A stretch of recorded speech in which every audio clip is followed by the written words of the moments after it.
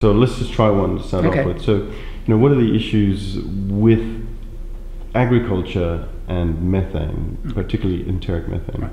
Well, enteric methane is a very natural process where methane is produced by a group of microbes that reside in the forestomach of ruminant animals, cattle and sheep.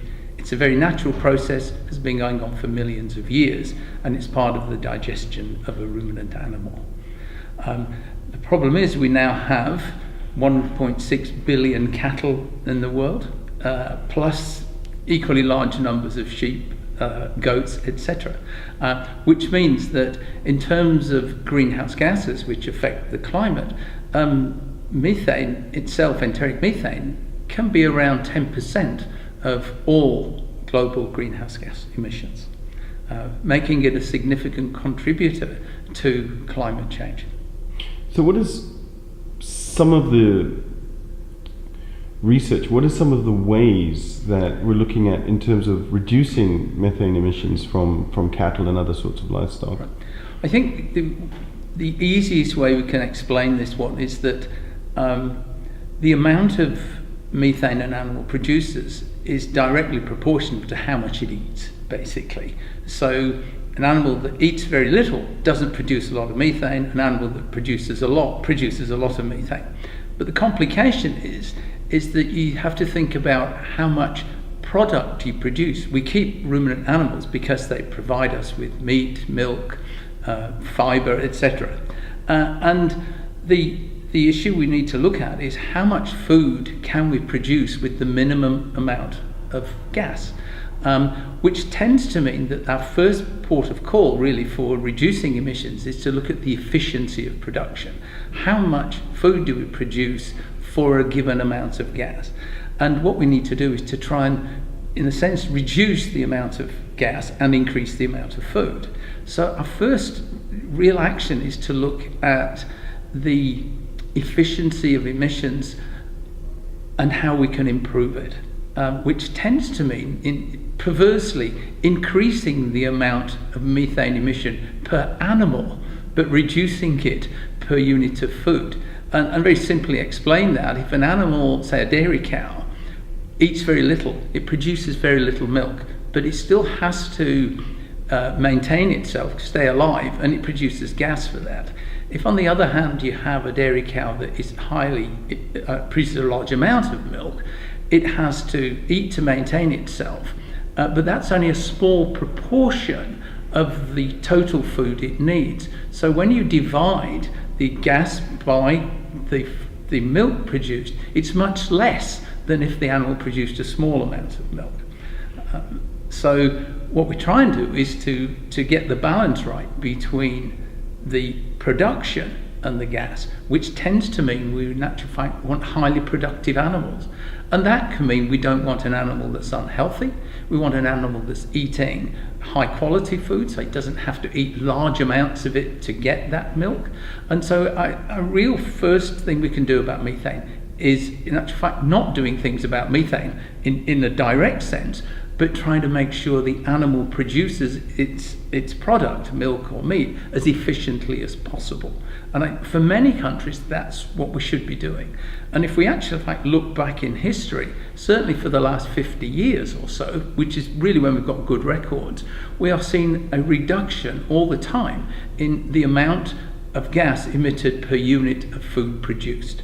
And that is the best thing we can continue doing, because we've got a situation where we have to increase the amount of food. We now have 7 billion people. Projections are between 9.5 billion within 30 years. So we've got to accommodate the production of increased food while trying to address greenhouse gases. And the simplest thing we can do in the short term is that efficiency. Let's get each animal to be more efficient. And for many, that will be sufficient. If you're not a big food exporter and you don't have a rising population, you can reduce emissions simply by increasing efficiency, and that would reduce absolute emissions. On the other hand, if you're a food exporter, what you can do by getting more efficient is to reduce the emissions below what we'd term a business as usual scenario. And so that is the thing that every country can do, everyone can do.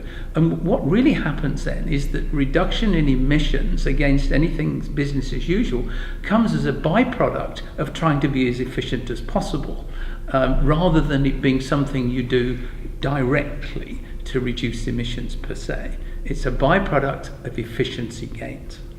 What is efficiency, for the layperson, what does efficiency gains look like? Is it like less cows producing more? How does it work? It can be quite complicated. It could be if you wanted to produce a given amount of milk. I'll give you a really silly example. Okay. If we wanted to produce 1 million litres of milk, the most efficient way would be to have one cow that produced 1 million litres of milk rather than have 1 million cows that produce 1 litre of milk. So really you were trying to get a given quantity of milk produced with the least gas, and that tends to mean you would actually have each animal producing as much as biologically possible. And that's one way that's very straightforward. If on the other hand you are a food exporter where or a country that needs to produce more food, you essentially still go down the same route. You still try and get each animal producing as much as possible, and that is the simple way. One of them reduces absolute emissions if you have a fixed amount of food. If you can increase your efficiency at a faster rate than you have to produce food, you can drop emissions. If, on the other hand, your need to produce food is high and you've got a very high rate of increase in food production, if you can't quite match that with the rate of efficiency, you still reduce emissions below what they would be if you hadn't changed the efficiency. So the efficiency can work in a quite complex way. It can allow some countries to reduce absolute emissions, and it can reduce other emissions below a business as usual. And the kind of efficiency we're talking about is not only each animal produces more, but you can increase the quality of the food that an animal has. And that's simply then the animal has to eat less to produce a given amount of feed. So if you give an animal highly fibrous material, has low energy, which means you need more of it to produce a given amount of milk. If on the other hand you can increase the quality of that feed, you don't need to give it as much feed, which means it doesn't produce as much gas. And some types of feed don't produce as much methane as others. And so all of those things can contribute to this increased efficiency. Making sure animal diseases are well controlled also contributes to that. Some of the worst losses you see are deaths of animals, because then you've had an animal that you've reared but doesn't produce anything. So, animal health, better feeding, and getting on to better breeding as well. If you use superior genetics, they in actual fact are more efficient converters of the feed you give them. So again, you can increase the efficiency of production and reduce emissions. Excellent. Excuse me. I can go on if you want to say, well, are there technologies that you can reduce absolute emissions by that don't go down the efficiency route, but go are there new technologies that actually can start reducing emissions from the cow? From a cow. See, whatever is happening, because the efficiency is one thing. What about actually reducing it for any given level of production? That's a slightly different way of looking at it, because I could say this cow is going to produce 10,000 litres of milk. Can I then keep it producing 10,000 litres, but drop the emissions? Is there a way that new technologies can assist in this process? That might be an easy way to do it. Are there technologies coming along that can assist in how we can tackle the methane problem? That might be an easy question to answer. Are there those sort of technologies? What sort of technology exists to reduce methane in real terms? Yeah. Do you want me to? I don't know whether you're recording it. Yeah. You are. Okay. Sorry. No, that's fine. There are new technologies under development that really can play a very important role in how we address methane emissions. And I'll lump them into 3 or 4 categories. First category is around the identification of feeds that have qualities that enable emissions to be reduced. For any given amount that you feed, you could drop it down compared with another feed given at the same amount. So there's quite a lot of work going on to identify feeds or even to breed plants that have specific characteristics that reduce methane. For example, there are plants that have a group of compounds called tannins. And these tannins, for reasons we don't fully understand, can reduce emissions. So they reduce emissions on a unit of feed basis by up to 20%. The problem is that some of these plants are not really well suited currently to agriculture, but it may be possible to breed those beneficial characteristics into plants that are also beneficial in a more general sense and have wider use in agriculture. So that's one category. The second one is that you can actually breed animals that reduce emissions, and that means that you feed two animals the same amount of feed, but one of them could have less emissions than the other for the same amount of feed. And quite a lot of progress has been made with that. In New Zealand, they now have actually developed a group of sheep that produce about 10% less than another group.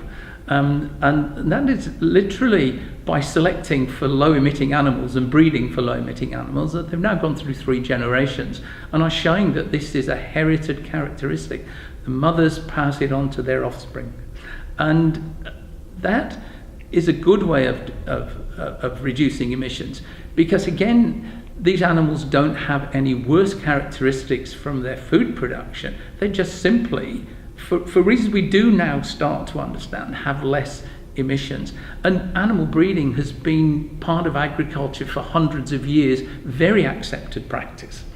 And said it's around about 10% between these at the moment, but we can make about 1% per year reduction. Apparently, as far as we can tell with this early work, without any reduction in the efficiency which these animals produce feed. Again, it still has to be rolled out on a wide basis, but it's certainly working in research situations. And it's simply because the animals with low emissions have a slightly smaller stomach than the ones with high emissions, and that's the mechanism. And that's happened very, very quickly, that these animals have been selected for low methane, and we now find out that it's because they have a smaller stomach, which means food passes through the digestive tract quicker and it doesn't produce as much emissions. There are some limits to how much you can do that, because if it passes through the digestive tract too quickly, you may not get the nutrient absorption that you want. But so far, it seems to be reasonably well balanced. So that's a second way of looking at it. A third way is one that perhaps people would find less acceptable, but it also has tremendous scope, is that you can feed animals chemicals of some description that suppress the activity of the bugs that reside in the rumen and produce methane. And now, obviously, anything that you give an animal has got to be safe for the animal. It can't be absorbed in the product. It cannot lead to any side effects that reduce the efficiency of the animal. So you can imagine it's not a simple task to identify a benign compound in every way, but it has specific activity against this group of organisms that produce methane. Fortunately, this group of organisms that produce methane are highly specific, and it is possible to find chemicals that just hit them and don't hit anything else. And they break down quickly enough not to be absorbed into any product into the animal's bloodstream. And they're not harmful to the operator or the animal in any health sense. And there is, as an example, there is one product which has been very, very comprehensively tested now, reported in the scientific literature, that is looking to reduce emissions by about 30%. Been tested mainly in dairy cows, and it's been shown it doesn't get into the milk, doesn't get into the meat, doesn't affect the animal, because it breaks down very quickly, but is highly targeted to the organisms that produce methane. And so that, I think we're at the start of that journey, because won't only ever be one compound. These bugs that produce methane have got a great capacity to overcome anything you do with them. So you can often make short-term changes, but long-term they adapt very quickly and go back to producing methane. And so there's a lot of work to be done, but these can reduce emissions by 30%. And potentially by even more without seeming to affect productivity. So again, something that is exceedingly exciting, has a lot of issues to solve scientifically, but is something that can be on the horizon with products available within 5 years. So very exciting development. And the last one I would just want to cover is one that perhaps is technically the most difficult, but has got some very strong advantages, is that it is possible to vaccinate animals such that the animal produces what we call antibodies that will then suppress the activity of the bugs that reside in its own stomach. And it does this because any ruminant animal produces very large amounts of saliva. Just to be somewhat gross, a dairy cow can produce between 100 and 150 litres of saliva a day. It helps its digestive processes. But if you can produce antibodies, these antibodies get into saliva and they go into the rumen, and then they can suppress the activity of the bugs. Now, technically, it's exceedingly challenging to be able to get a specific antibody that will hit these bugs in the rumen, because although we say we have what we term methanogens, these things that produce methane, there are at least 70 different types of them that reside in the rumen. So you have to produce something that is going to have broad spectrum. It doesn't just hit one type, it's got to hit all the main types that reside there.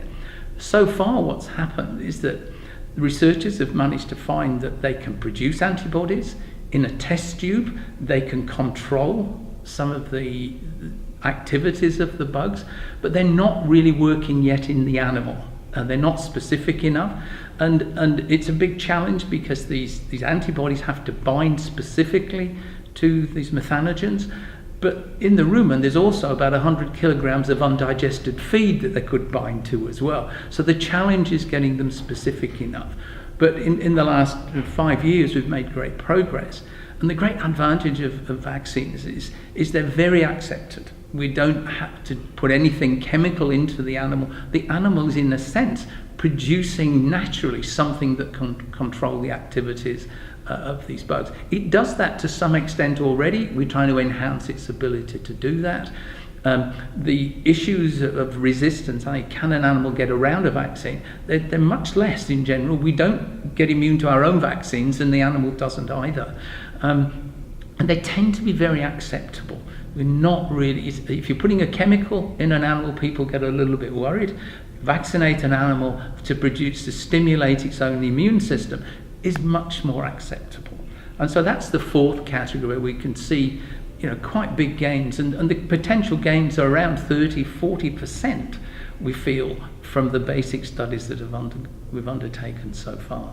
So that's that second sort of branch of things that you can really start saying, in the longer term, do we have the ability, even while trying to produce a lot more food, to make some big changes in the amount of methane that is produced globally by ruminant animals?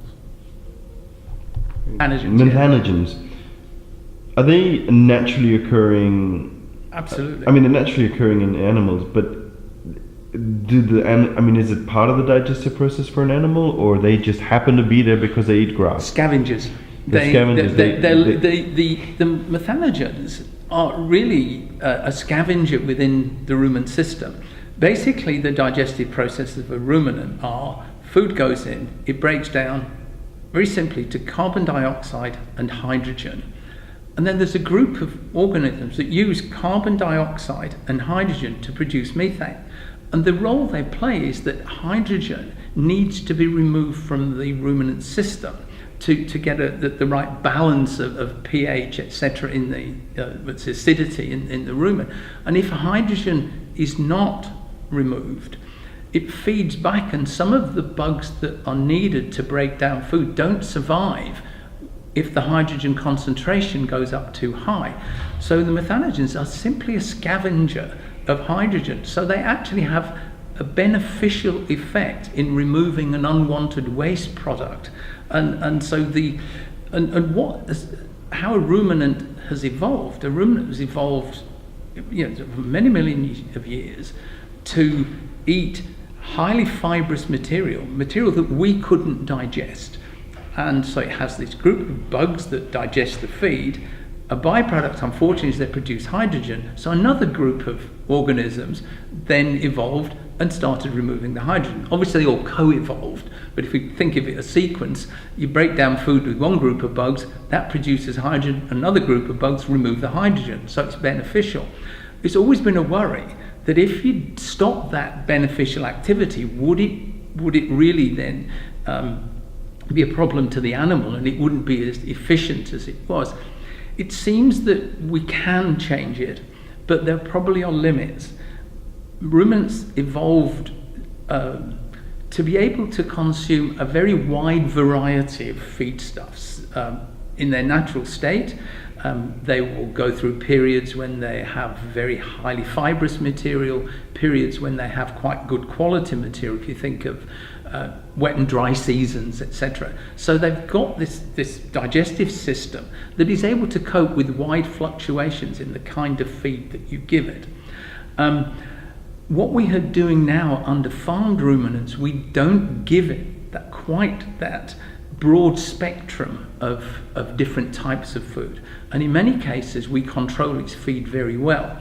And it seems that we can then manipulate the digestive process without having a problem with hydrogen. Now, it could well be that there are boundaries to that if we had animals consuming exceedingly poor quality feed, which we are trying to get away from, you may find that the hydrogen buildup could be a real problem.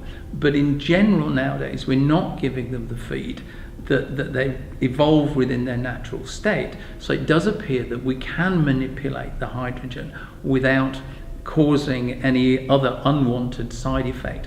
But there are probably limitations to how you can do that. We know at the moment that we can drop emissions by around 30 to 40% without any detrimental effects on the digestive system, given the diets we have tested that under. And we need to then explore, well, how far can you take it? Could it go to more than 40%? And does it apply to all diets? And we need to do a lot more work before we can conclude that. But it's one of the great things. It's a very natural process to produce emissions by this group of organisms that co-evolved in the digestive system. But it does appear that we do have scope to manipulate it, even though it is a very natural system. Another quick question. So efficiency of livestock rearing has probably increased by quite a bit in the last couple of decades. How far can we go? And are we at a moment now in history where we're looking at new ways, new technologies? Like, are we at another move towards much more increased efficiency? I think the efficiency has been a continuous process of improvement. But what we do see is that ruminant animals are reared under a wide variety of systems. And we see as much variation within a system of rearing as we do between systems. In general, if we look in say, North America, Europe, they are highly efficient now and are at a stage where you probably can't change it that much. It's in a sense... Sorry. Is there somebody coming in and out of the door? Yeah, it's James. Okay, sorry, I can start again. Start that one again, that was great. Yeah. No trouble. I just want to make sure they're talking about the efficiency. Yeah. Over the last few decades, if we look globally, you can see that the emissions intensity, which is emissions per unit of product, have been decreasing throughout the world. But also, if you look at different systems, you find that there's as much variation within a system of production as there are between systems. So if we look in, say, North America and Europe, they have decreased now to an extent where I think it's very hard to decrease more from just a straight efficiency, and it's now leveled out.